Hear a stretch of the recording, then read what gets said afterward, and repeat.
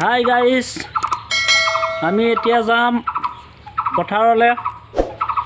পথাৰত ৰোৱনীয়ে ভুই ৰুই আছে। আমাৰ মাইনাই ভুই ৰুব। মাইনা ন ৰুবা নে তুমি? ভুই ৰুবা? অঁ, ভুই ৰুব মাইনাই। আৰু আমি এতিয়া পথাৰত যাম কঠীয়া দিব। আপোনালোকে ভিডিঅ'টো চাই থাকক মামা। আমি বৰ্তমান গৈ আছোঁ এই ভাৰখদাত।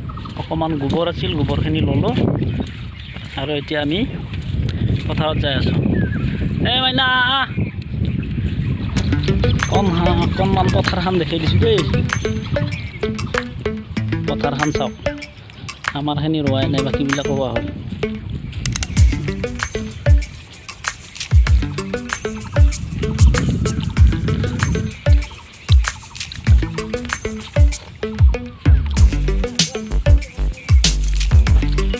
নো আহি আছা নে তুমি?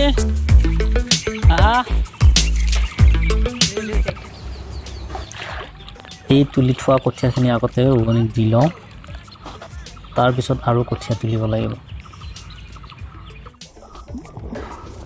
কঠীয়াকে তোলোঁ আৰু ইমান ৰ'দত কঠীয়া তুলিবলৈ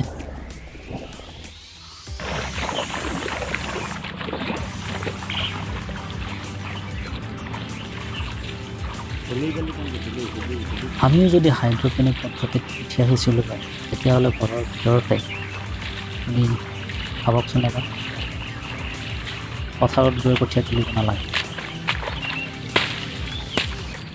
আপোনালোকে কোনোবা হাইড্ৰপনিক পদ্ধতিত কঠীয়া সিঁচিছে নেকি? যদিহে সিঁচিছে কমেণ্ট কৰি জনাওক। এইদৰে ঘৰৰ ভিতৰতে হাইড্ৰপনিক পদ্ধতিত কঠীয়া সিঁচিব পাৰি। কিন্তু আমি এতিয়াও পথাৰতে কঠীয়া সিঁচিছোঁ। উন্নত দেশবিলাকত হাইড্ৰপনিক পদ্ধতিতে কঠীয়া সিঁচে। আমাৰ নোৱাৰো কি, পথাৰতে সিঁচি আছোঁ, পথাৰত তুলি আছোঁ।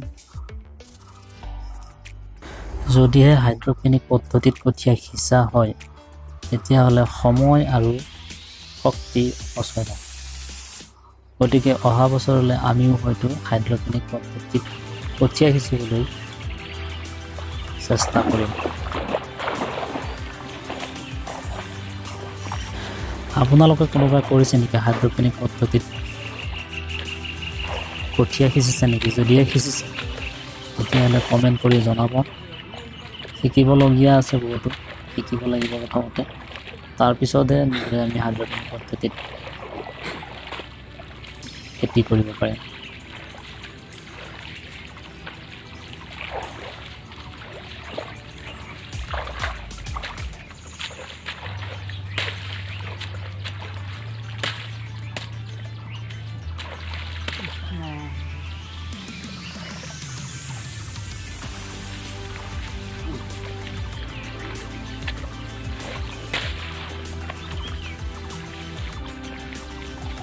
কঠীয়াখিনি ৰোৱনীক দি দিওঁ।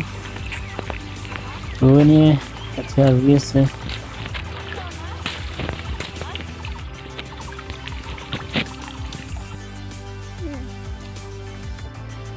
এতিয়া মই ভাৰখদাত কঠীয়া কঢ়িয়াই লৈ গৈ আছোঁ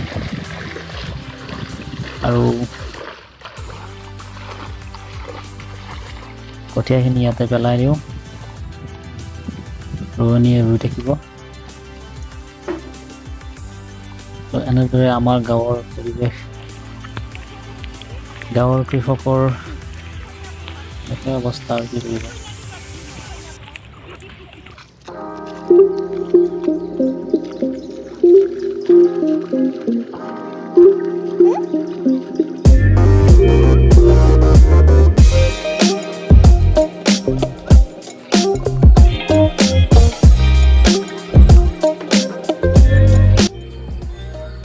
কি সুন্দৰ মনোমোহা সেউজীয়া পৰিৱেশ দেখিছেনে?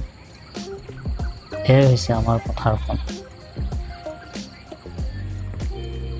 কেউফালে সেউজীয়া আৰু সেউজীয়া।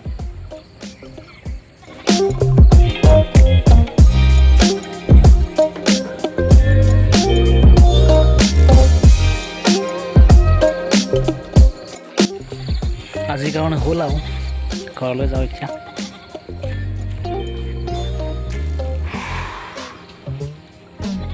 মই যে গোবৰখিনি আনিছিলোঁ এই ইয়াতে পেলাইছোঁ।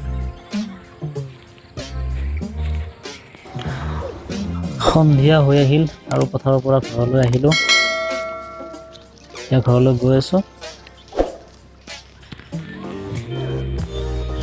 সকলোকে ধন্যবাদ জনাইছোঁ। ভিডিঅ'টো যদি চাই ভাল লাগিছে তেতিয়াহ'লে লাইক এটা কৰি কমেণ্ট কৰি জনাব কেনে পালে।